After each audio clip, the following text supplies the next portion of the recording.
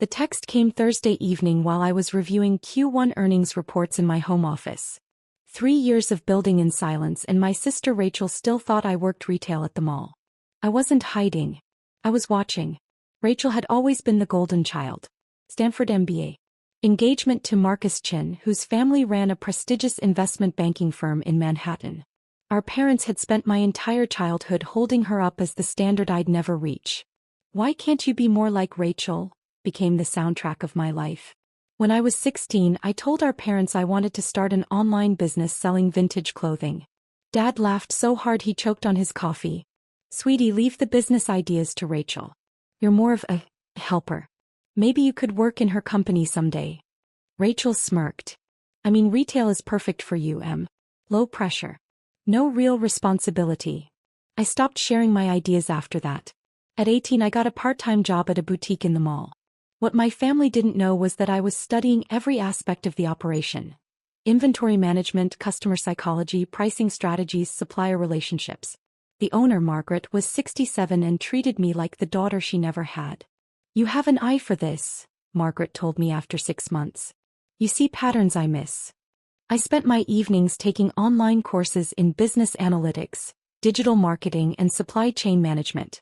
I saved every penny from my retail job. I watched, learned, and planned.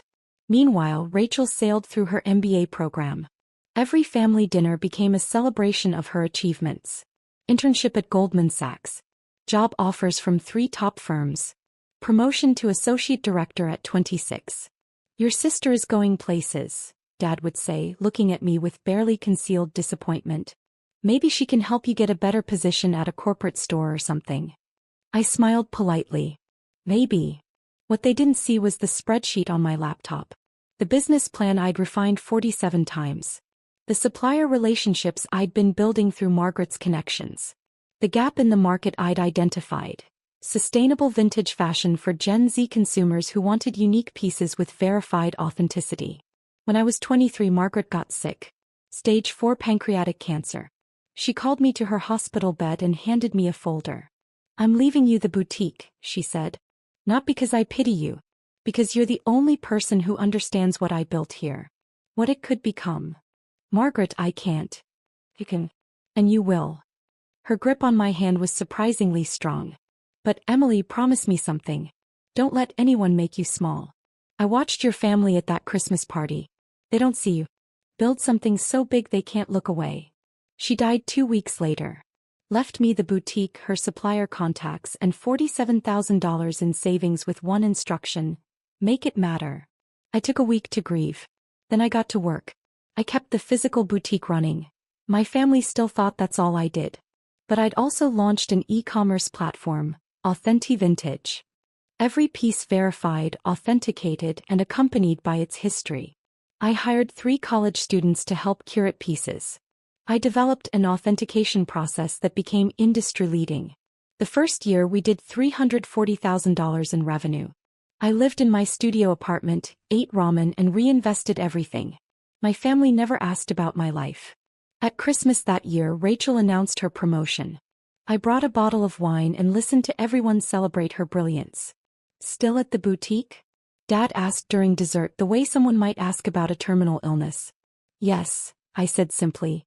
"Well, everyone's path is different," Mom added with practiced sympathy. "Not everyone is cut out for corporate success." Rachel squeezed her fiancé Marcus's hand.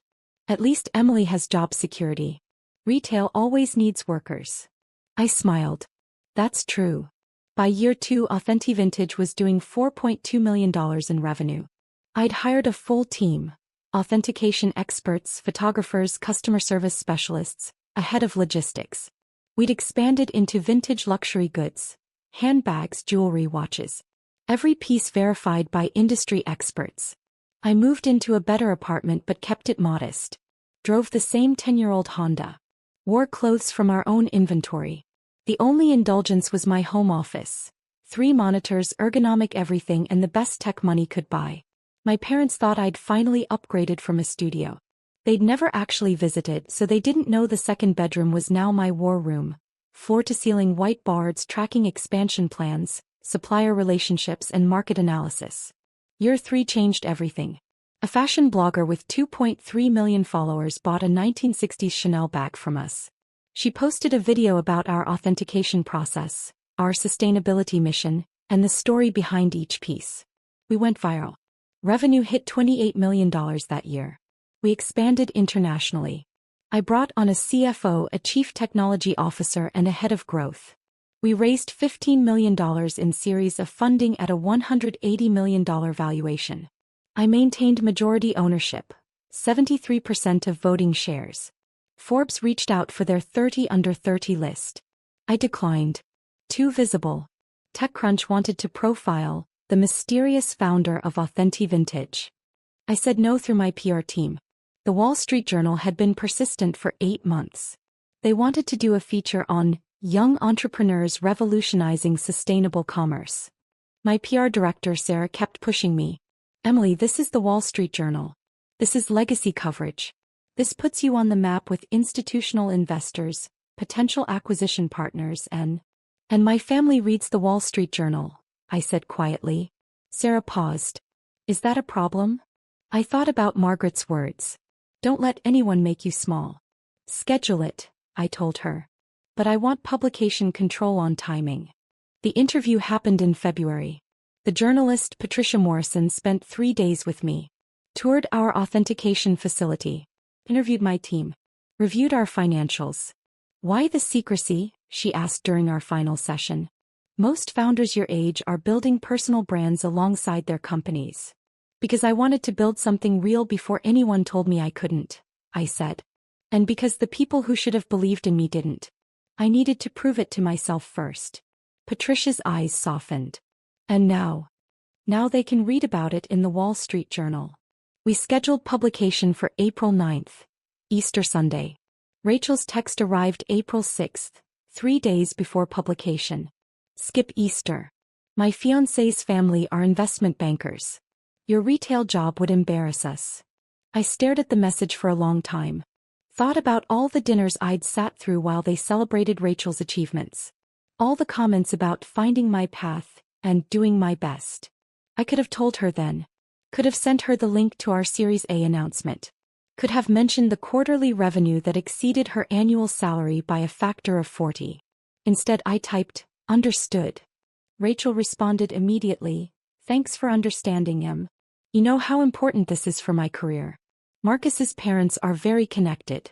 Can't have any awkwardness. I replied with a thumbs up emoji. Then I called Sarah.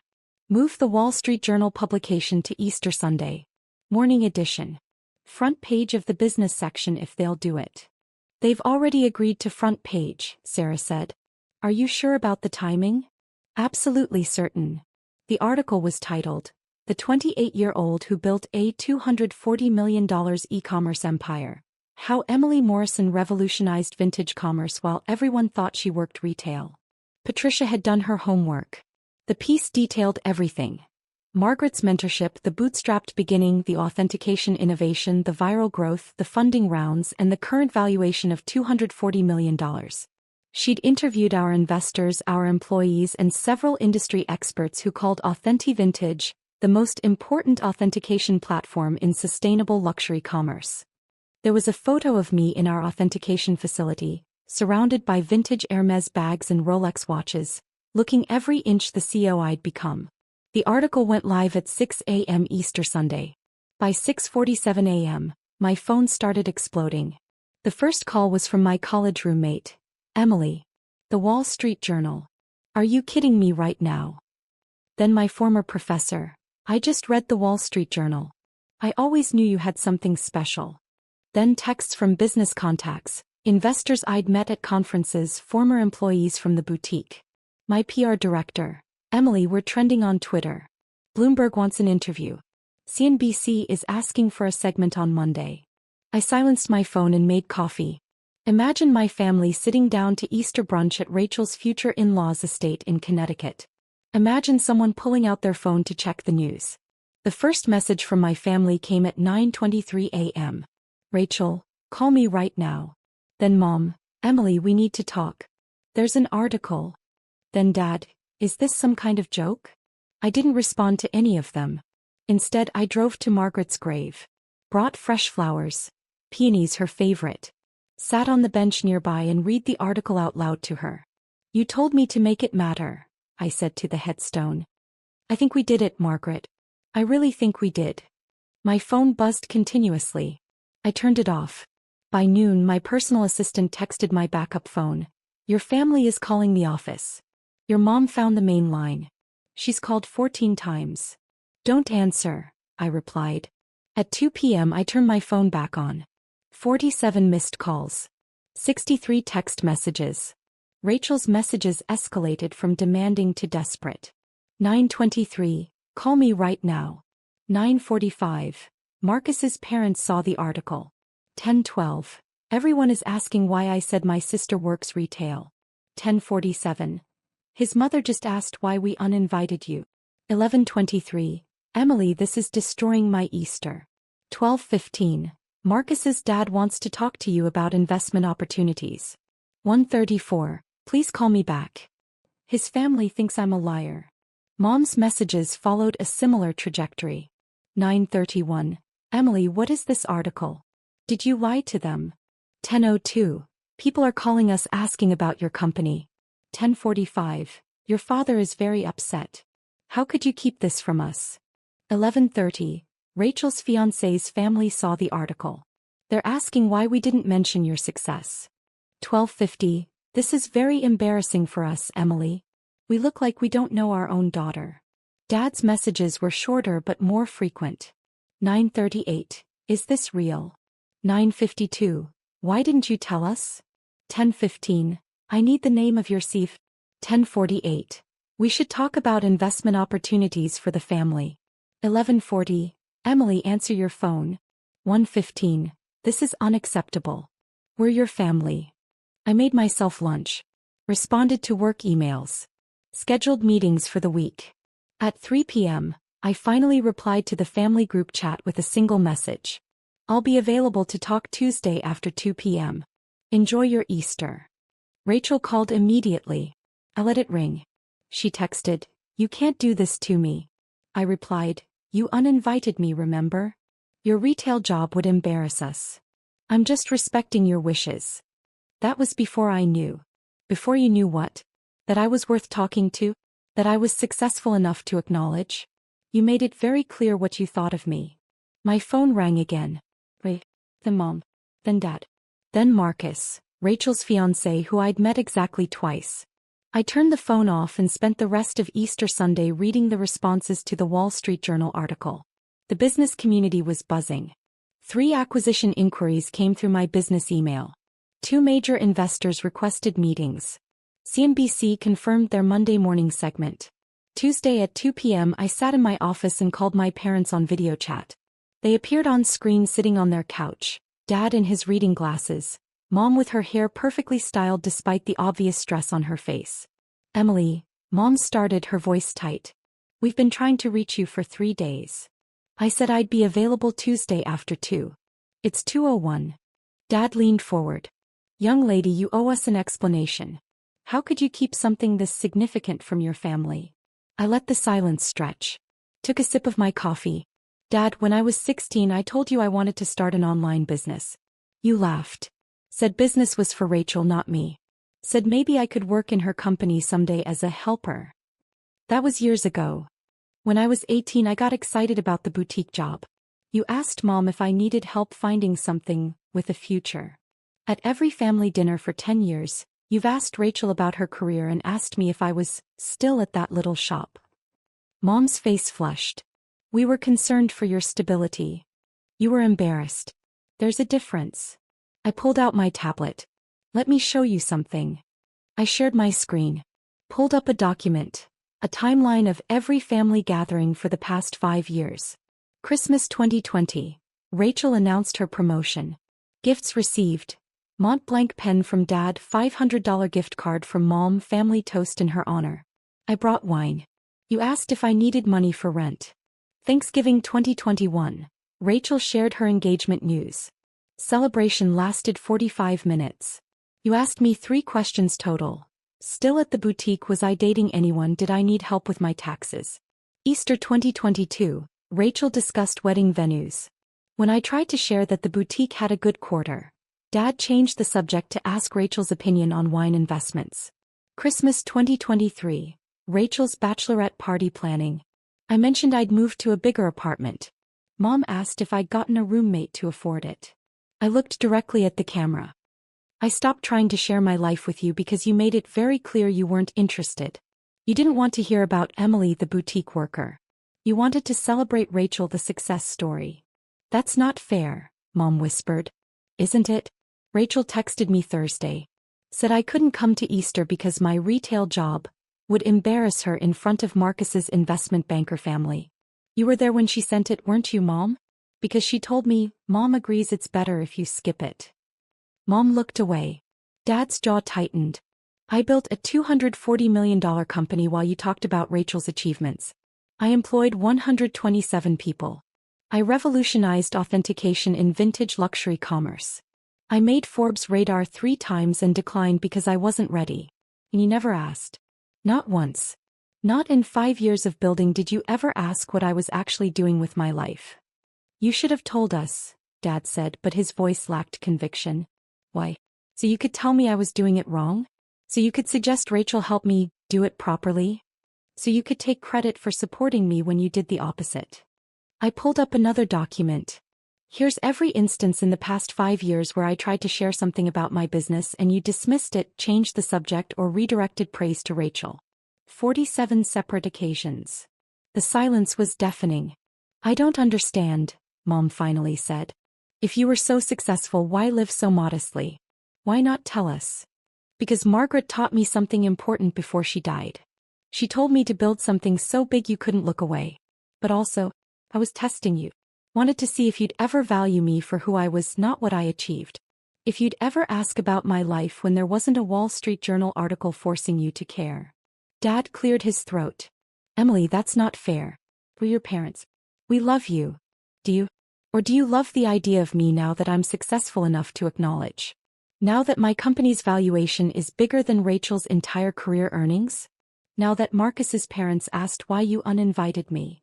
Rachel told you about that? Mom looked stricken. Rachel's been texting me nonstop since Sunday. She's upset that Marcus's family thinks she's a liar for saying I work retail. She's panicking because his father wants to discuss investment opportunities with me. She's furious that I ruined her Easter. I leaned back in my chair. But here's the thing. I didn't ruin anything. Rachel texted me that my job was too embarrassing. That was her choice. Her judgment. I just let her be right. I stayed away like she asked. You knew that article was coming, Dad said slowly. You timed it. The Wall Street Journal timed it. I just didn't stop them from publishing on Easter Sunday. Seemed fitting, actually. A resurrection story. Mom's hands twisted in her lap. What happens now? Now I continue building my company. I'm negotiating with 2 potential acquisition partners. One offer is $340 million. The other is $415 million with earn-out provisions. I'm also considering a Series B funding round that would value us at $600 million. I have CNBC tomorrow, Bloomberg on Thursday, and Forbes finally getting their profile. I paused, letting it sink in. And you continue your lives. Rachel plans her wedding. You celebrate her achievements. Nothing changes. Emily, please, Mom's voice cracked. You're our daughter. Am I? Then tell me something about my life that isn't in the Wall Street Journal article. Tell me one thing you know about who I actually am. The silence stretched for 30 seconds. 45. A minute. That's what I thought. I moved to end the call. Wait, Dad said sharply. We want to make this right. We want to be involved. I could help with your board strategy, and your mother knows people in fashion. No. The single word hung in the air. I don't need your help. I don't need your connections. I built this without you. Margaret believed in me. My team believed in me. My investors believed in me. The Wall Street Journal believed in me enough to run a front-page profile. The one group who didn't believe in me was my own family. That's not true, Mom protested. I pulled up one more document. Here's the business plan I wrote when I was 19. The one I wanted to show you at Christmas 2015. I still have Dad's email response. I read it aloud, Sweetie, this is sweet that you're thinking entrepreneurially, but these kinds of ventures require serious business acumen. Why don't you focus on being the best boutique employee you can be? Love, Dad. Dad's face went pale. I was asking for $10,000 to launch the e-commerce platform. That's it. $10,000 in your belief. Margaret gave me both when she died. She left me her savings and her faith that I could build something meaningful. Emily, we didn't know. You didn't know because you didn't ask. You didn't believe because I wasn't Rachel. I straightened my shoulders. But I'm not angry anymore. I'm grateful. Your dismissal taught me to build something so undeniable you'd have to acknowledge it. And I did. Can we see you? Mom asked quietly. Come to dinner? Maybe. Eventually. But not because you want to be associated with my success. Not because Marcus's parents are asking questions. Not because it's embarrassing that you didn't know. When you're ready to know me, Emily, the person, not the CEO, not the founder, not the Wall Street Journal profile, then we can talk. How will we know when you're ready? Dad asked. You won't. I will. And I'll reach out. I paused. But fair warning, I'm not interested in being your redemption story. I'm not interested in family photos for your Christmas card showing both successful daughters. I'm not interested in you telling your friends you always knew I had it in me. That's harsh, Dad said. Is it? Rachel uninvited me from Easter because my retail job was embarrassing. You've spent a decade making it clear I was the disappointing daughter. You don't get to rewrite that history because Forbes is calling. Mom was crying now. We love you, Emily. Maybe you do. Maybe you don't. But love isn't just a word. It's attention. It's interest. It's belief. It's asking questions and listening to answers. It's showing up even when the achievements aren't Instagram-worthy. I softened slightly. Margaret showed me what that looks like. My team shows me every day. Maybe someday you will too. What about Rachel? Mom asked. She's devastated. Marcus's family keeps asking about you.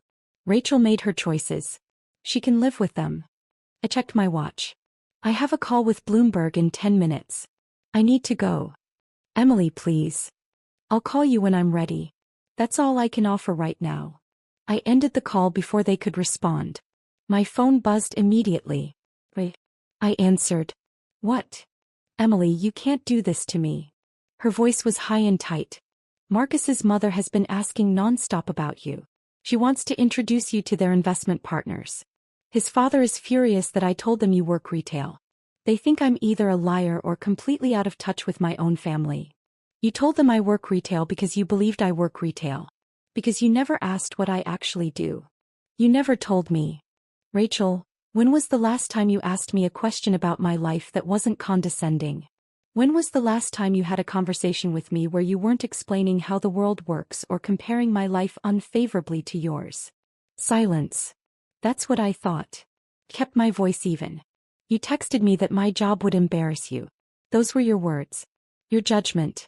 I just honored your request and stayed away. But you knew. You knew that article was coming and you let me. Let you what? Tell the truth about how you see me. Rachel, you didn't think I was worth inviting to Easter. That's real. That's who you are.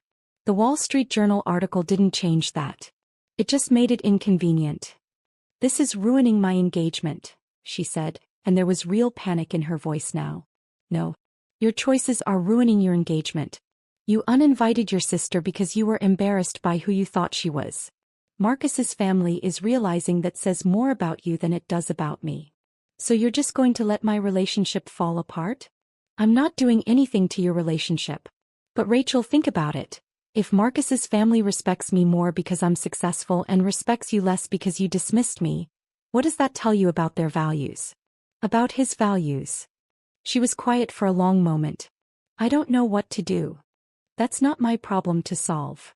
I gentled my voice slightly. But here's some free advice. Stop trying to manage what other people think. Stop performing success and start being genuine. And maybe, just maybe, ask yourself why you needed to exclude your sister to feel worthy of your fiancé's family. She trailed off. I'm sorry. For what I said. For uninviting you. Are you sorry you said it or sorry it backfired? Another long silence. I don't know, she finally whispered. Then figure it out. When you know the difference, call me back. I paused. And Rachel? I hope Marcus is worth it. I hope his family is worth it. Because you traded your relationship with your sister for their approval. Make sure it's worth what it cost. I ended the call. The CNBC interview Monday morning went viral. The host, Sarah Chin, didn't pull punches. Emily, your family didn't know about your success for 5 years. That's extraordinary. Why the secrecy? It wasn't secrecy. It was silence. There's a difference. I wasn't hiding, I was building. And I was waiting to see if my family would value me for who I was, not what I achieved. And they didn't? They didn't ask. For 5 years they didn't ask what I was doing, what I was building, what my days looked like. They saw what they wanted to see, the disappointing daughter with the retail job. Your sister uninvited you from Easter because she said your job would embarrass her. That must have hurt. It clarified things. Sometimes the cruelest gifts are the most honest ones. Rachel showed me exactly how she saw me. The Wall Street Journal article didn't change her perception. It just made it embarrassing for her to admit it publicly. The clip got 4.3 million views in 24 hours. Comments flooded in. I wasn't hiding, I was building. That's going on my wall. The fact that her family didn't ask for 5 years tells you everything. Sometimes the cruelest gifts are the most honest ones. This woman is speaking truth. Bloomberg ran a follow-up piece. Emily Morrison and the Cost of Conditional Love. When family support depends on achievement. Forbes finally got their profile. The founder who built an empire while everyone thought she worked retail. Emily Morrison's quiet revolution. My company's Instagram account, which I'd kept relatively low profile, gained 340,000 followers in 1 week. Our sales increased 47% as people wanted to support the humble CEO who proved everyone wrong. But the most surprising response came from other entrepreneurs. My business email flooded with messages. I'm building something my family doesn't believe in. Your story gave me permission to keep going. My parents told me to get a real job. I'm sending them your Wall Street Journal article. Thank you for showing us it's okay to outgrow the people who underestimated us. Sarah, my PR director, was ecstatic. Emily, you've become a symbol. This is bigger than Authentic Vintage now. This is about every person who's been dismissed by the people who should have believed in them.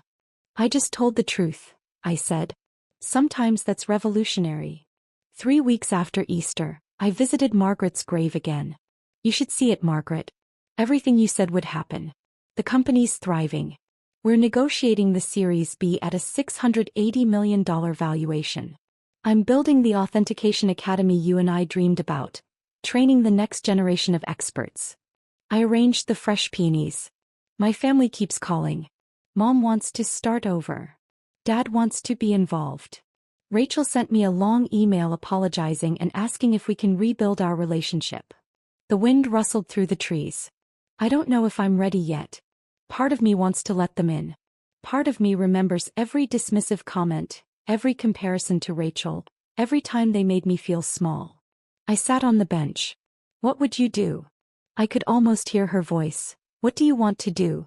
Not what's fair, not what's right, not what's kind. What do you actually want? I thought about it. Really thought about it. I want them to know me. Not the CEO. Not the founder. Not the Wall Street Journal profile. Me. Emily. The person who still eats ramen sometimes because it reminds me of the early days. Who keeps your photo on my desk. Who cries during Pixar movies and maintains a perfect vintage t-shirt collection and quotes The Princess Bride at inappropriate moments. Then make them earn that privilege. Yeah, I said to the headstone. Yeah, that's exactly right. I sent my family an email that evening. I'm open to rebuilding our relationship, but on new terms. 1. No discussion of business unless I bring it up. I'm not a networking opportunity or a success story to brag about. I'm your daughter/sister. 2. No rewriting history. Own the dismissals, the comparisons, the times you made me feel worthless. Don't pretend you always believed in me. 3. Meet my chosen family. My team, my mentors, my friends. The people who believed in me when you didn't. Respect them. 4. Ask me questions. Real ones. About my life, my thoughts, my days. Not about my company's valuation or acquisition offers. 5. Time. I'll move at my pace, not yours. Some wounds heal slowly. If you can agree to these terms, we can start with coffee. 1 hour. No expectations beyond that. If you can't, I understand. But I won't pretend the past didn't happen just to make the present comfortable. Emily. Mom responded first. We agree. All of it. When? Dad, you're right about everything. We failed you. Coffee sounds good. Rachel, I'm going to therapy to figure out why I treated you that way. Can I call you next month? I scheduled coffee with my parents for the following Sunday. 1 hour. A neutral coffee shop. No expectations. When Sunday came, I arrived early. Ordered my usual oat milk latte. Sat by the window. They walked in looking nervous. Smaller somehow. Older. We sat down. Thank you for meeting us, Mom said quietly. Tell me something, I said. And I want you to be honest. When did you realize you didn't actually know me? Dad and Mom exchanged glances. Dad spoke first. When I read the Wall Street Journal article, Patricia Morrison described you as quietly revolutionary and strategically patient. She quoted your employees saying you remember everyone's coffee order and handwrite thank you notes for every work anniversary. His voice cracked. I realized I couldn't have described you to a stranger. Not really. Not beyond works at a boutique, and quieter than Rachel. Mom nodded. I called your office to yell at you. Your assistant answered. She said, Morrison is in a meeting, but she always makes time for family. Let me check if she can step out. The care in her voice when she talked about you. I realized your assistant knew you better than I did. We failed you, Dad said simply. Not in the ways we're supposed to tell you we did. But truly failed you. We looked at you and saw what we expected, not who you were. I sipped my coffee. Let the silence sit. I'm not sure I can forgive that quickly, I said. But I'm willing to try to rebuild something. It won't be what we had. It'll be different. We'll take different, Mom said. We'll take anything you're willing to give. We talked for 90 minutes. I told them about Margaret, about the early days of the business, about the moment I knew Authentic Vintage would work. They listened. Really listened. As we stood to leave, Dad hesitated. Emily, that business plan you mentioned. The one from when you were 19. Do you still have it? Yes. Why? Could I read it? Not to critique it. Just to see what I missed. I pulled out my phone. Forwarded it to him. Sure. He checked his email. Opened it. Started reading right there in the coffee shop. After 2 minutes he looked up. Tears in his eyes. This is brilliant. Emily, this is exactly what you built. 5 years before you built it, you knew. I know. And I told you to focus on being a good employee. He shook his head. I'm so sorry. I know that too. I touched his arm. But Dad, I don't need you to fix the past. I need you to be present in the future. Can you do that? Yes, he said firmly. Yes, I can. 6 months later, Authentic Vintage sold to a major luxury conglomerate for $425 million. I maintained creative control and stayed on as CEO with a 5-year contract. My personal take was $310 million after taxes. I started the Margaret Chin Foundation for Young Entrepreneurs, providing seed funding, mentorship, and belief to young people whose families don't support their dreams. First-year grant, $15 million to 127 entrepreneurs. Every recipient got the same letter I did. I'm betting on you not because of your credentials but because of your vision. Build something that matters. Make them look. My relationship with my family evolved slowly. Coffee became monthly dinners. Dinners became occasional holidays. It wasn't perfect, but it was real. Rachel's wedding happened in September. She invited me. I went. When Marcus's mother asked about my business, Rachel interrupted. Mom Chin, Emily doesn't like to talk about work at family events. Did you know she has every line of The Princess Bride memorized? Emily, do the Rouse scene. I laughed. Did the scene. Rachel winked at me. Progress. At the reception, Dad pulled me aside. I've been reading your foundation's grant applications. These kids remind me of you. Brilliant ideas, no support. That's the point, I said. I was wondering. I'm retiring next year. Any chance the foundation could use a volunteer grant reviewer? Someone who's learned what real potential looks like. I studied his face. Saw genuine interest. Genuine regret. Genuine hope. Send me your application, I said. We'll see. He smiled. Thank you for the chance. Thank Margaret, I said. She's the one who taught me that everyone deserves someone who believes in them. Even people who didn't believe in themselves soon enough. The Wall Street Journal ran a follow-up piece 1 year later. Emily Morrison's Margaret Chin Foundation, betting on the dismissed.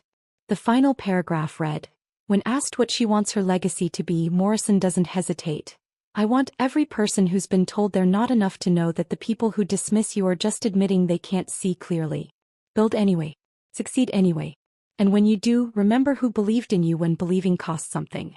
Those are your people. Everyone else is just audience. I framed that paragraph. Hung it next to Margaret's photo in my office. Below it, I added one line in my own handwriting. I wasn't hiding. I was building. There's a difference. And there was.